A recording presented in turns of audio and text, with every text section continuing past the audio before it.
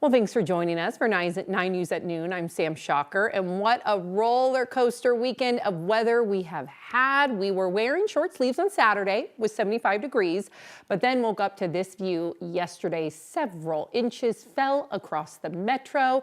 And then today, we will be back up into the 70s, Jaden, and it will heat up even more as the week goes on. So Jaden Knowles with our 9 News Weather Impact team joining us now. Jaden, is this not wild Colorado weather, but to another level? This is definitely another level here, Sam, especially as we head into the rest of this week. We're talking about those 80s making a return for the first time ever across the state of Colorado in the month of March. So here's what we're forecasting today, only the low 50s. This is the temperature we should be for this time of year. But then St. Patrick's Day, 72, and then that Wednesday, look at that, 81 degrees. But as far as the snowfall that we did see yesterday, I hope everyone enjoyed it because there's no more snow in my forecast over the next couple of weeks. About 2.5 inches across the metro area, a little bit higher amounts further down south, and then also towards the west near Loveland ski area, got up to about 7 inches. So here's what we're tracking today. We do have a high wind warning, mainly for the high country, gusts close to 40 to 80 miles per hour. That front range and also the eastern plains is not included with that. But current temperatures on the chilly side, definitely bundle up today because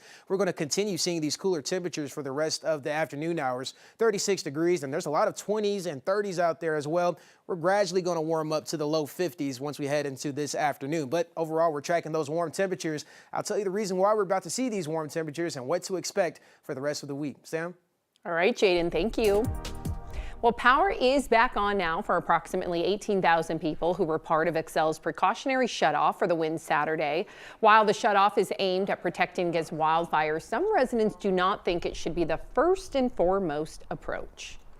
And if they're going to continuously be shutting off the power for their own risk management, I think that it would be important for them, and I think it would be fair for them if they would go ahead and start offering substantial contributions to people installing solar and battery backups. Xcel says they understand the arguments, but stand by their reasoning that it is their right, or they think that this is the right way, rather, to reduce wildfire risk.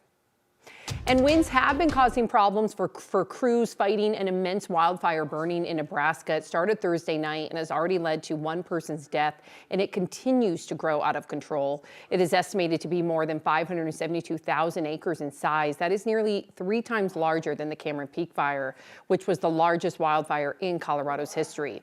But the Rocky Mountain Complex Incident Management Team is stepping in to help and manage the fire. Fire crews have been battling 60-mile-per-hour winds, below zero wind chills, and some difficult terrain. A lot of it is grassland, like we would see in, eastern Colorado, but so a lot of it is what we call light, flashy fuels. So people don't think of that as like a forest fire, but they're actually really intense fuels because they burn so quickly. And so far, fire crews say it's still too early to tell when containment will begin to increase. The co-owner of the funeral home that illegally stored hundreds of bodies is being sentenced for the federal charges she faced. Carrie Halford pleaded guilty to wire fraud and is in a courtroom now awaiting her sentence. Federal prosecutors say she and her husband John defrauded customers and pocketed nearly $900,000 in federal pandemic relief funds. The two had already pleaded guilty to the state charges of corpse abuse. He got 40 years, but she has yet to be sentenced for those charges. And last, the most sacred rites, the most powerful death rituals, whatever those are for your culture or your background, your family history, that was completely stripped for all of us. I think it's really important that we have that safe place where we can all come together and share the emotions. and as you saw there, that was last night. The faces of 50 victims were shown on Denver's clock tower as families gathered for a memorial. But those 50 faces are just a fraction of the hundreds whose remains were found decaying or improperly cremated at the Return to Nature funeral home.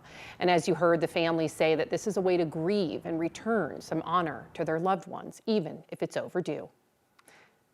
The families also say, okay. All right, well, thousands of workers at the JBS plant in Greeley are now on strike. JBS is one of the largest beef plants in the U.S., and we've been hearing from workers, unions leading up to this morning, and they say that their members walked off the job because of unfair labor practices and not enough pay. 9 News reporter Courtney Yoon was in Greeley this morning. This strike began at about 5:30 this morning, and we've seen hundreds of workers outside of the JBS plant here striking and making their voices heard. So I'm going to have my photographer Joe Swanson show you what we've been seeing all morning. And the workers have been walking back and forth for the past several hours now. So the union that represents nearly 4,000 employees says 99% of JBS workers in Greeley voted to authorize this strike. At the center of the dispute are allegations that JBS has charged workers for replacement personal protective equipment, proposed inadequate wage increases, and committed unfair labor practices that have prevented a contract agreement. The union's bargaining committee has met with the company more than 24 times.